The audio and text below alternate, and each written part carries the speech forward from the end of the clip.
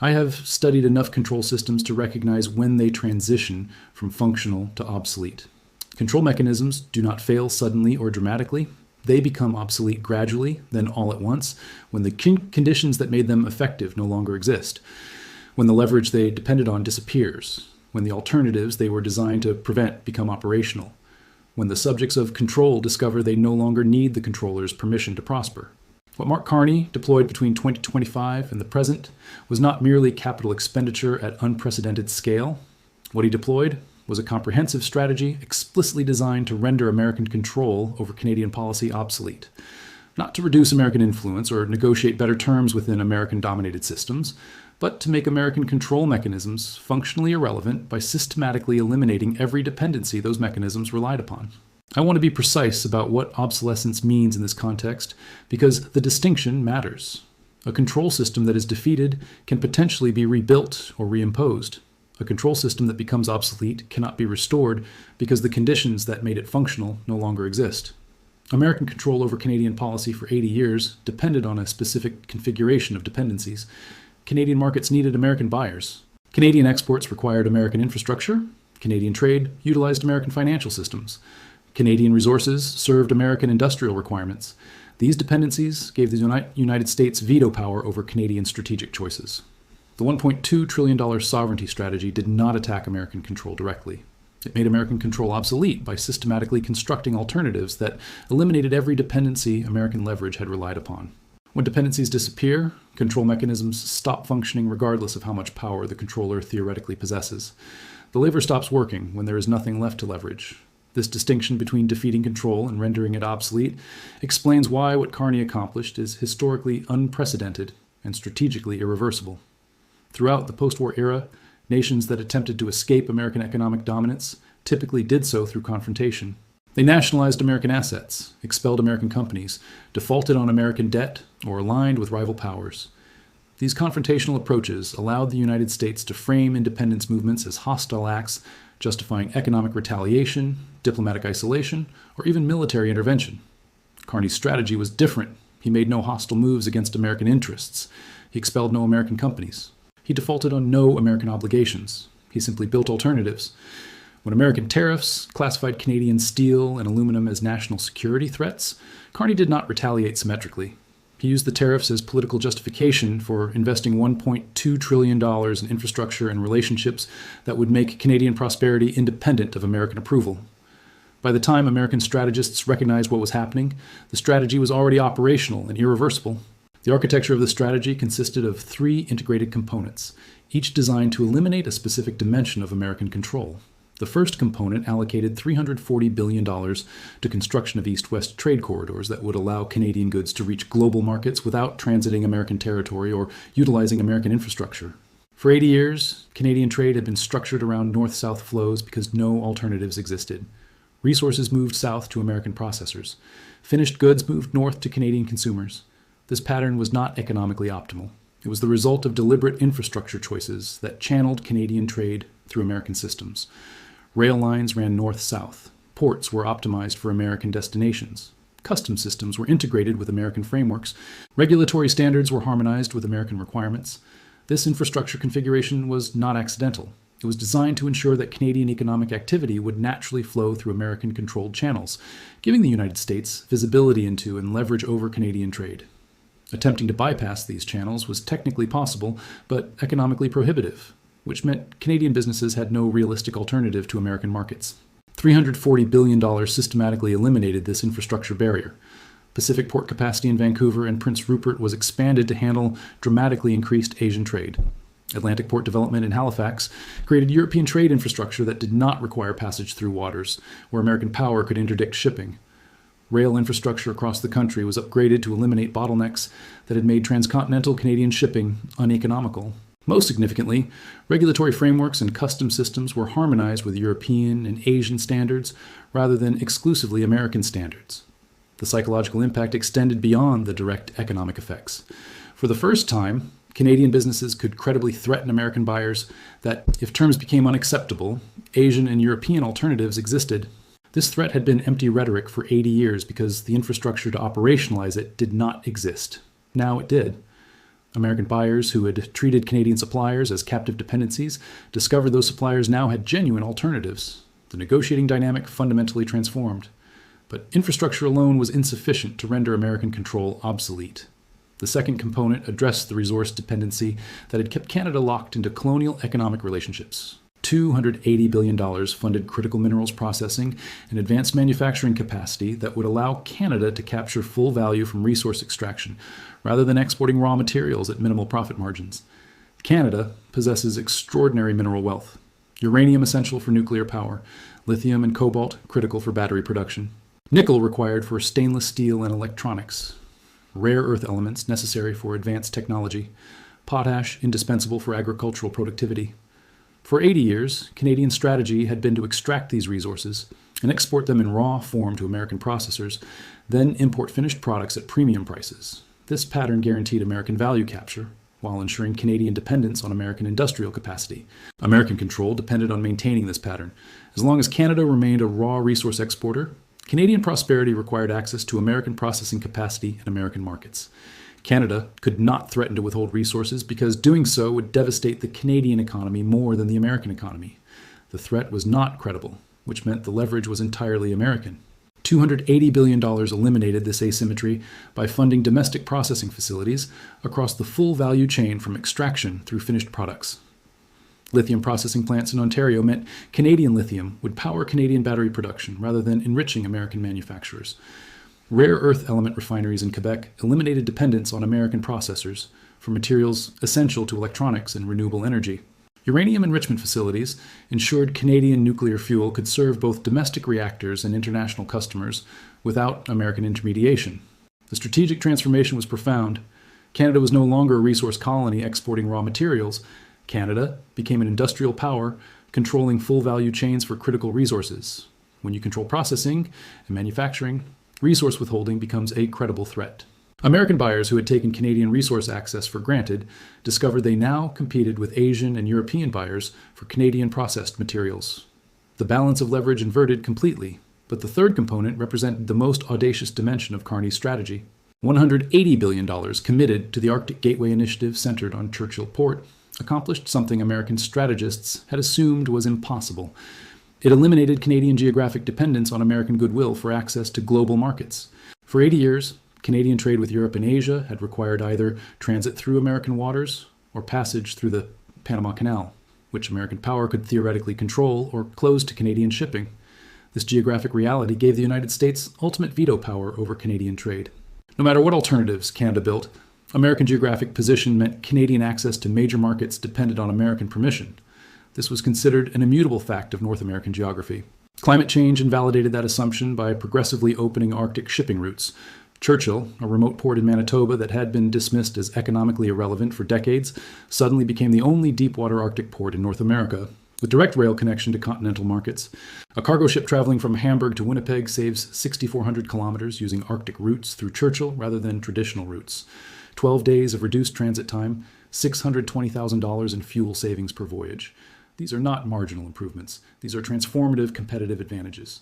$180 billion funded complete transformation of Churchill from seasonal outpost to year-round deepwater port. Icebreaker capacity ensures 12-month navigation. Rail infrastructure from Winnipeg to Churchill was rebuilt with capacity to handle dramatically increased traffic. Port facilities rival anything on the continent. But the real significance extends beyond economics. Arctic routes pass entirely through Canadian territorial waters. Canadian goods can reach European and Asian markets using infrastructure entirely under Canadian control, immune to American interdiction. The September 2025 docking of the first post-Panamax container ship at Churchill, loaded with Canadian wheat bound for Germany, announced to global markets that North American trade no longer required American permission. European buyers immediately recognized they could source Canadian products without American intermediation or political risk. Canadian wheat futures jumped 23%. Potash prices spiked 31%. Markets were pricing in a fundamental transformation of North American trade geography. But Carney understood that infrastructure creates capability, not legitimacy. The fourth dimension of the strategy, though it did not require massive capital expenditure, was equally critical. And while Trump systematically alienated traditional American allies through unpredictable policy and rhetorical hostility, Carney was constructing diplomatic relationships that would provide market access and political support for Canadian independence. The comprehensive trade agreement with the European Union, worth $244 billion, did more than facilitate commerce. It integrated Canadian companies into European defense supply chains and established Canada as a reliable alternative to American suppliers for critical resources. Europe was signaling that if American commitment to transatlantic partnership continued eroding, Canada represented a stable democratic alternative that shared European values while offering resources and strategic cooperation. Bilateral agreements with ASEAN nations targeted the 700 million person Asian market with comprehensive access for Canadian products. Most significantly, these agreements included provisions for trade settlement in currencies other than US dollars, systematically reducing Canadian dependence on American financial infrastructure. Even the relationship with China was recalibrated to position Canada as a pragmatic middle power, willing to maintain economic relationships with all major powers while serving as a strategic proxy for none. The cumulative effect of these integrated strategy components was comprehensive obsolescence of American control mechanisms. By late 2025, Canadian exports to Europe had increased 34% year over year. Exports to Asia rose 28%. Canadian exports to the United States were declining, not because of reduced Canadian production, but because Canadian producers found better terms in alternative markets. The assumption that Canadian economic activity would naturally orient toward American markets because no alternatives existed had been systematically invalidated. American agricultural buyers who had treated Canadian suppliers as captive dependencies discovered those suppliers now prioritized European and Asian customers willing to pay premium prices. American manufacturers who had relied on Canadian materials faced supply constraints as Canadian producers allocated production to non-American markets. Every mechanism American control had depended on stopped functioning because the dependencies those mechanisms leveraged no longer existed. I want to emphasize what makes this transformation irreversible. Control systems can be rebuilt if they are merely damaged or temporarily disrupted, but control systems that become obsolete cannot be restored because the conditions that made them functional no longer exist. American control over Canadian policy depended on Canadian lack of alternatives. Once comprehensive alternatives exist and are operationally functional, American control cannot be reimposed regardless of American military power or economic size. The infrastructure exists and will not be dismantled. Churchill Port will not revert to irrelevance. East-west trade corridors will not be abandoned. Processing facilities will not be closed. These represent hundreds of billions in capital investment that generates returns for decades. No Canadian government could justify destroying this infrastructure simply to restore American convenience. The diplomatic relationships exist and will not be discarded.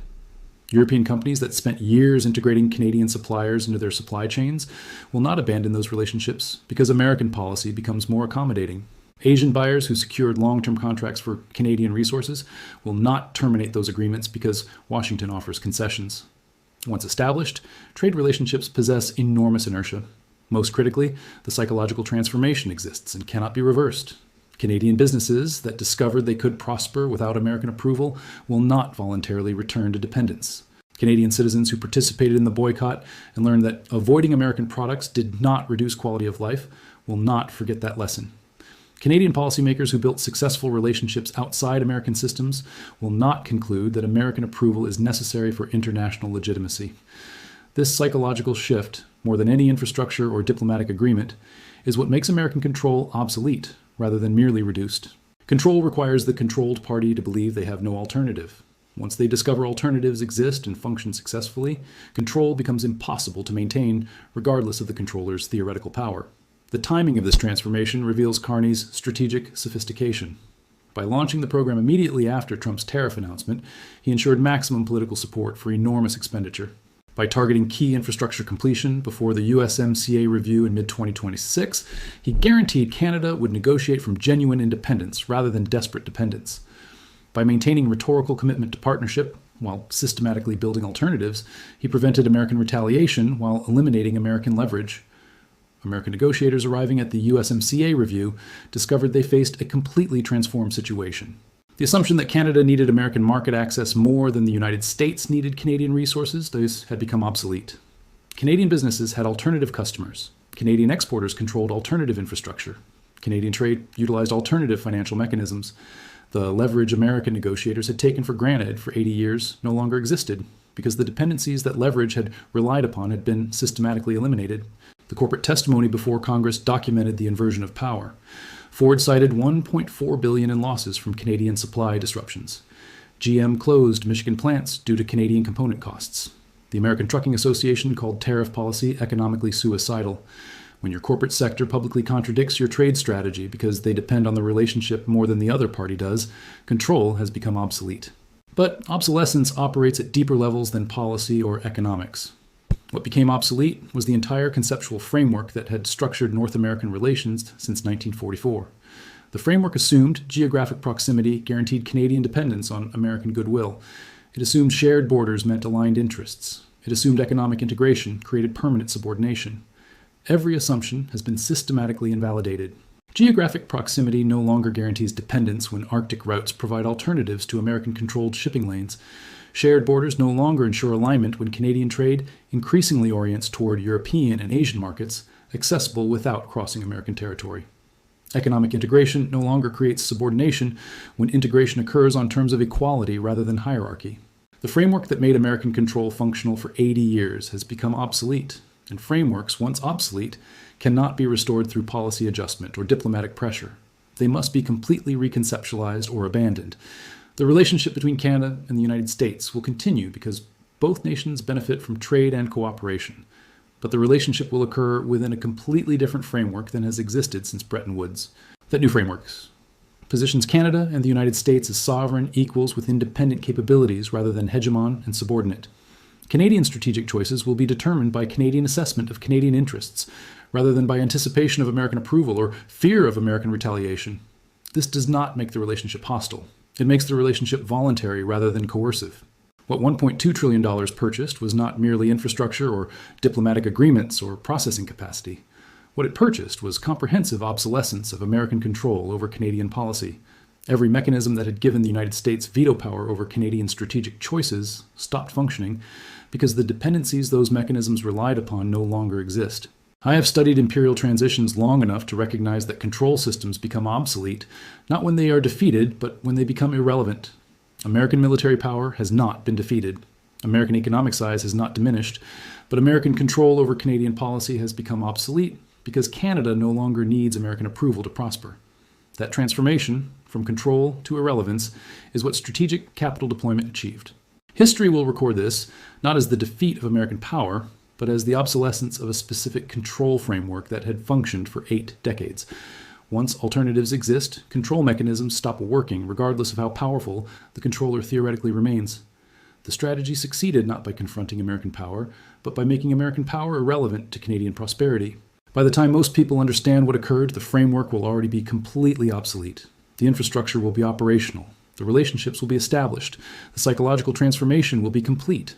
And control systems, once obsolete, do not return to functionality simply because the controller wishes they would. This is what $1.2 trillion in strategic deployment purchased.